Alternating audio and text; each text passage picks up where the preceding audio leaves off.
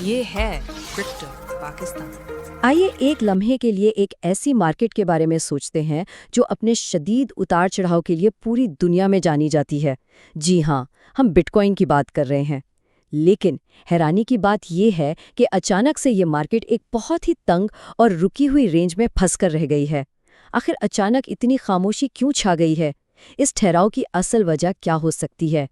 آج ہم بالکل یہی جاننے کی کوشش کریں گے اور ڈیٹا کی مدد سے اس موجودہ جمود کا مکمل جائزہ لیں گے کہ پردے کے پیچھے آخر چل کیا رہا ہے۔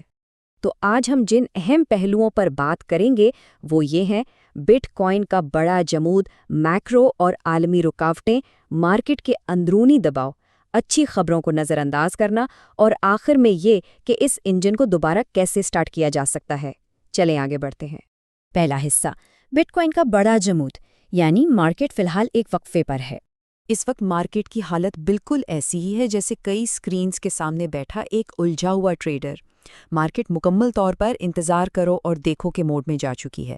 فی الحال کوئی بھی ایسا مضبوط محرک نہیں ہے جو قیمتوں کو واضح سمت دے سکے۔ یہ سارا ٹھہراؤ دراصل میکرو حالات، فنڈز کے بہاؤ اور مارکیٹ میں رسک لینے کی خواہش کے درمیان بری طرح پھنسا ہوا ہے۔ اور پھر یہ وہ خاص نمبر ہے، 76.6 کے ڈالرز۔ یہیں آ کر سب کچھ رک جاتا ہے۔ پچھلے کچھ عرصے سے قیمت بس 76.1 کے اور 77.7 کے درمیان گھوم رہی ہے۔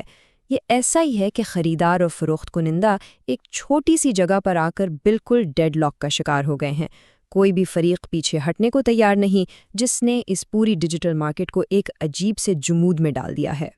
حصہ نمبر 2، میکرو اور عالمی رکاوٹیں اور ان کے بیرونی دباؤ۔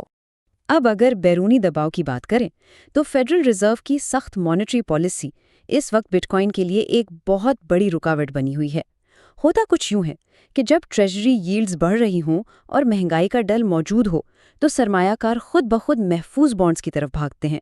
سیدھی سی بات ہے، اگر گورنمنٹ بانڈز بغیر کسی بڑے رسک کے ایک اچھا منافع دے رہے ہوں تو بھلا کوئی بٹ کوائن جیسے اثاثے میں رسک کیوں لے گا؟ اس چیز کو سمجھنے کے لیے ہمیں ان دو مختلف ماحول کا موازنہ کرنا ہوگا۔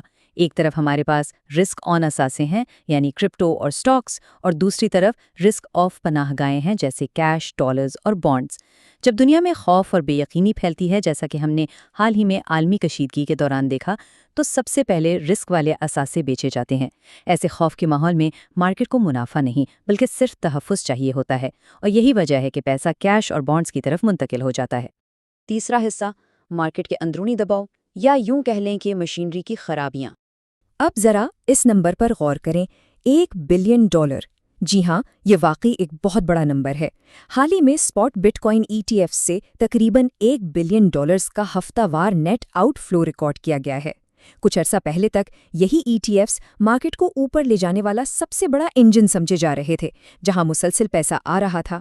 لیکن جب یہ خریداری کا انجن اچانک سست پڑ جائے یا الٹا گھومنے لگے تو ظاہری بات ہے قیمتوں کا اوپر جانا انتہائی مشکل ہو جاتا ہے۔ اور پھر ایک اور حیران کن فگر سامنے آتا ہے، $661 ملین۔ یہ کوئی ہفتے یا مہینے کا ڈیٹا نہیں ہے، بلکہ یہ صرف ایک 24 گھنٹے کے مختصر ونڈو کے دوران ہونے والی لیکویڈیشنز کی رقم ہے۔ ذرا تصور کریں، جب مارکیٹ تھوڑا سا بھی نیچے کی طرف لڑکتی ہے تو جن ٹریڈرز نے بہت زیادہ لیوریج یعنی ادھار لیا ہوتا ہے، ان کی ٹریڈ زبردستی بند ہونا شروع ہو جاتی ہیں۔